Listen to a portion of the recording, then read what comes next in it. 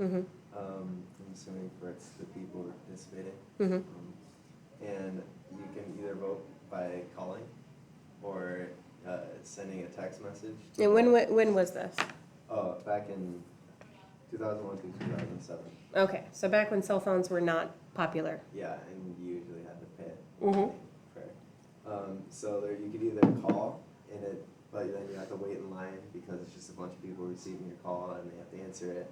Or you can send a text message, but you would be charged for it per message. But this means that they didn't disallow like repeat messaging, so you can send vote after vote as long as you just pay more. So that means you could just vote like 100 times if you're willing to spend the money. Right. Biased. So instead of getting the opinion of everybody who's watching the show or everybody who wants to vote evenly, they got the opinion of who the most? The rich. The rich, people who could afford to send that many texts, or who would probably send a lot of texts. Maybe people participating with their families. Sure, people participating with their families. Teenagers, I'm guessing, also would probably be like, yeah, I'm into this and I'm going to send it 1,000 times. Do you think a grandpa who's watching that show is going to get his vote counted 100 times? No. Okay, so that's an example of, see how their sample didn't match their population? All right, who's up next?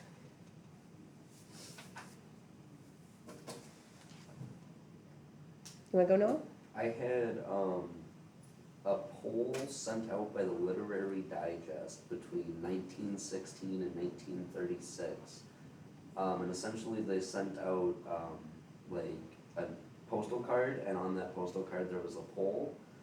In the 1936 election, they predicted that Alfred Landon would win by 57% of the popular vote, but in actuality he only got 36.55% of the popular vote because a lot of Roosevelt's voters didn't own telephones or automobiles, so they never had the chance to actually send in their own votes, so they had a bias towards Landon. Right. They also had so this magazine actually they predicted the election correctly 5 years in a row, or 5 elections in a row, 5 presidential election cycles in a row, because they were really great at collecting data, and they collected so much data. They got 2 million returned postcards, and they also made telephone calls. And here's the thing: this was during the Great Depression, which means that a lot of people who are voting in Roosevelt were the kind of people who didn't have a permanent home address that you could send a postcard to, that didn't have a telephone hooked up that you could call, and didn't have an automobile to go mail that postcard that they got, even if they got it. So a lot of these people just didn't get there. So they literally cut out who out of the equation? The poor and the people who are desperately wanting to change things politically, and that was what the big swing vote was for Roosevelt. So this huge magazine that like staked its reputation on we always get it right, got it so wrong. And I mean 57% compared to 36%, that's big. That's very different.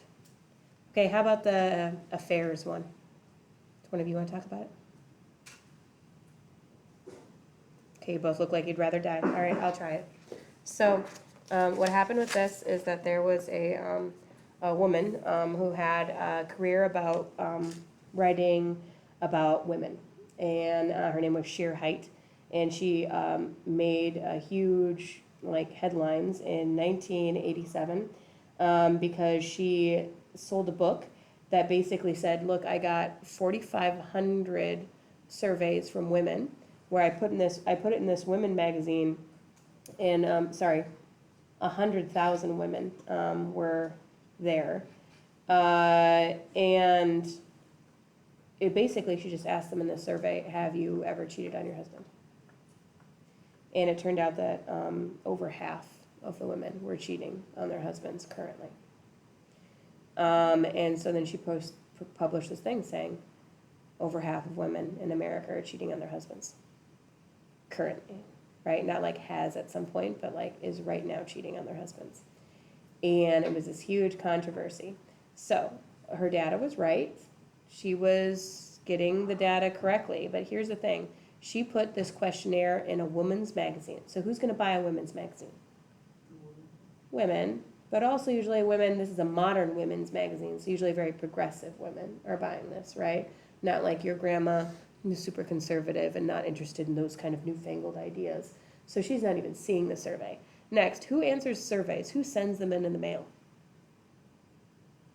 Why would you do that? Let me put it this way. Have you ever been online and you see like a little pop-up ad on the side, not a pop-up ad, but a survey where it's like, share your opinion about this? Have you ever clicked on one where you share your opinion? When do you click on it? When it's something like specifically that pertains to you. When it's something that pertains to you that you care about. If I was reading a magazine, I've never cheated on my husband. Well, okay, I have never cheated on my husband, that's true. Although my husband is not going to be my husband for much longer. But if I was reading a magazine and I saw a question saying, have you ever had an affair with, have you ever had an extramarital affair? I would in my head go, no. And would I send it in? No. Why would I send that in? The people who are sending it in are the people who are like, I'm going to tell somebody. This is my chance to tell somebody. I'm going to tell somebody that I'm actually doing this, right? And so there, it's almost like a secret, they're like sending it off. So when you have a volunteer survey, as in you send it out to people and say, hey, give me your opinion if you want, you only get the most intense opinions. You get people who are really for it or really against it. Usually everybody who's in the middle is like not even gonna bother because they just don't care. So if I said, do you think Trump should be reelected? People who hate Trump are going to be like, absolutely not. He should definitely not be elected. And people who love him are going to be like, he needs to be in office right now. This world is going to, So really, if you get volunteer by a survey and you allow people to say whether they're going to give you their opinion or not, based on they already know what the topic is, it's usually the most intense people. So no, not half of women in America are having affairs right now, but half of the people who sent in the survey were. This make sense? Okay, something I want you to add here, under sampling error, add one of them. You can either write depression under here with the Roosevelt, the election. You can write sheer height, marital affairs. You can write American Idol, whichever one spoke to you the most. Just write it. You don't have to write a full sentence. Just write down a couple words underneath it, like, just so you remember a good example in your mind. Something I want you to add to the biased questioning is the word actually and limiting choices. I wrote them right here. You can change how somebody answers a question just by putting the word actually in there. For example, do you actually think we should do skits for homecoming? Yeah. Okay, right? But do you see how just me putting the word actually, you can tell how I feel about it, right? That I don't want to do it. Do you see what I mean? Also limiting choices. If I said, hey, what's your favorite ice cream flavor? Like chocolate. Or if I said, what's your favorite animal at the zoo? Like otters, tigers, bears. I bet you're going to get a lot of people who say otters, tigers, and bears because you just literally listed those. But if you just said, what's your favorite animal at the zoo? Stop. Then you get a wide range of answers. You see the difference? Okay. Your homework is page 24. Numbers 11 through 14. 21, 23 through 30, 33 through 36, and 39. This is due on Wednesday, but you do not have a work day with me tomorrow.